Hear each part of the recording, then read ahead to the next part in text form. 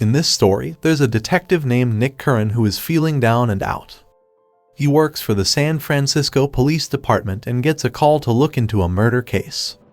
The victim is a wealthy former rock star named Johnny Boz, and he was killed in a very brutal way, stabbed to death with an ice pick while having sex with a blonde woman. Johnny Boz was connected to the mayor, which makes things even more complicated. One of the mayor's assistants is constantly present while Nick and his team investigate the crime. This person seems to be keeping a close eye on them, which raises suspicions. During the investigation at the crime scene, Nick notices a woman named Beth Garner. She is a psychiatrist working for the SFPD, and Internal Affairs has mandated that Nick sees her. She starts asking him questions about his drug and alcohol use. Nick tells her that he's been clean and sober for the past 3 months. The police investigating Boz's murder have a single lead, which is a woman named Catherine Trammell. Detective Curran and his partner, Detective Morin, go to Trammell's fancy house in Pacific Heights to find her. However, they only find Roxy, Trammell's girlfriend, who is attracted to other women. Roxy tells them that Trammell is at her beach house in Stinson Beach. Curran and Morin decide to go to the beach house to question Trammell. When they arrive, they see her sitting on a chair outside, near the ocean. They introduce themselves, and Trammell recognizes Curran, saying she knows who he is. They start asking her about her relationship with Boz. Trammell insists that they weren't in a serious relationship, but rather just had sexual encounters. When she learns about Boz's death, she shows very little remorse and admits that she misses their sexual encounters the most. Both Nick Curran and Gus Morin make a startling discovery. Trammell, the woman they suspect of killing Boz, has actually written a book that eerily resembles the murder. In her novel, a rock star is murdered in the same exact way, tied to a bed with a white scarf and repeatedly stabbed with an ice pick. This revelation strongly reinforces their suspicions that Trammell might be the culprit behind Boz's death. After some intense confrontations with the detectives, Trammell agrees to accompany them to the police headquarters for further questioning. She requests to change into something more suitable for the occasion. When she returns, she's wearing a short white miniskirt. As the interview commences, Trammell deliberately crosses and uncrosses her legs in a provocative manner. This unexpected action briefly exposes her legs, leaving the interrogators, especially Curran, feeling incredibly embarrassed and shocked by the explicit display. Throughout their interactions, Trammell consistently addresses Curran by his first name, Nick, establishing a more personal tone between them. Later that night, Curran decides to go to a bar accompanied by some of his colleagues. Despite having stayed away from alcohol for a whole 3 months, he resumes drinking that evening. Officer Nielsen, an internal affairs officer who has been a significant source of trouble for Nick throughout his career, unexpectedly shows up at the bar. This leads to a heated argument between Nielsen and Curran. To add to the complexity of the situation, Beth Garner, the SFPD psychiatrist whom Nick is required to see, arrives at the bar as well. Nick and Beth then leave together. They head to Beth's apartment, where their encounter turns intense and passionate. In the midst of their passionate moment, Nick, who had quit smoking earlier, asks for a cigarette.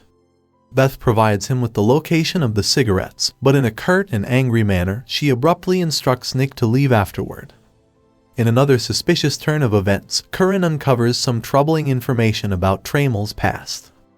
He discovers that when Trammell was a young teenager, both of her parents died in a boat explosion. This tragedy raises doubts and adds to the mysterious nature surrounding her. Furthermore, Curran learns that Trammell has a pattern of befriending and associating with dangerous murderers. For example, there's a case where she became close to a woman who brutally killed her own husband and children. This unsettling revelation adds to the growing list of concerns about Trammell's character. During a visit to Trammell's residence, Curran stumbles upon something unsettling. Trammell seems to possess confidential information about his private life, information that only his psychiatrist, Beth Garner, should know.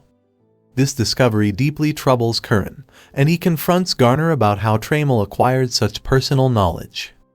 Reluctantly, Garner admits that the internal affairs investigator, Nielsen, was attempting to remove Curran from the police force.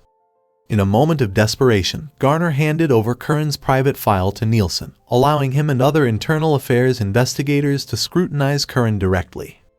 Amidst the unfolding events, a passionate and intense sexual relationship ensues between Curran and Trammell. Their connection initially carries an air of a thrilling cat and mouse game. However, things take a dangerous turn when Roxy, Catherine's lover, tries to kill Nick by deliberately running him over with Catherine's car. Tragically, Roxy's plan goes awry, and she ends up losing her own life in the process. Although Curran is currently on leave from the police force, he continues to investigate the case independently.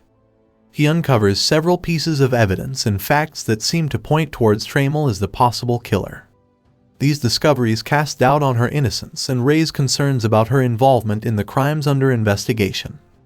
As Curran delves deeper into the investigation, he stumbles upon certain revelations about Beth Garner that raise suspicions and shift his focus towards her as a potential suspect. He discovers that both Trammell and Garner had a romantic relationship while they were in college, and each accuses the other of being deeply obsessed with one another. Furthermore, Curran learns about a chilling incident that occurred during their college years. A psychology professor was brutally murdered with an ice pick, coinciding with the time when Trammell and Garner were studying psychology together. Tragically, Curran's partner falls victim to a cunning trap.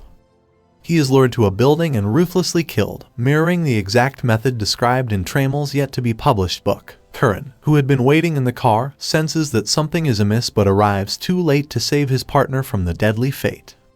When Curran reaches the crime scene, he finds Beth present.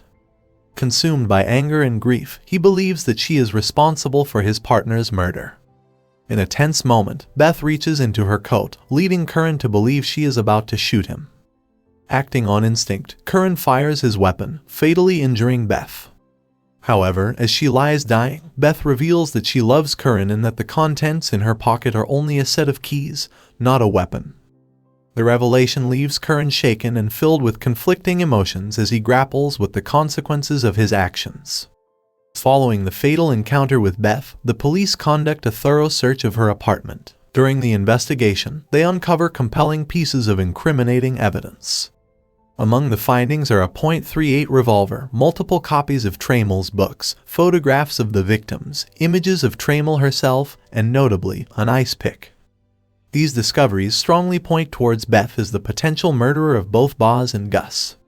As the story progresses, Trammell and Curran's relationship continues to be intense and passionate. They engage in heated and steamy sexual encounters. After one such encounter, Curran momentarily turns his back to Trammell. In a suspenseful moment, Catherine slowly reaches under the bed. However, she has a change of heart and instead chooses to engage in passionate lovemaking with Curran once again. As the camera pans down, it reveals the underside of the bed, where an ice pick lies on the floor. This chilling image implies that the murder weapon used in the killings may have been concealed there all along, hinting at Trammell's potential involvement in the crimes. That's the end of the story. If you like this video, please subscribe in order to receive notifications for our future uploads.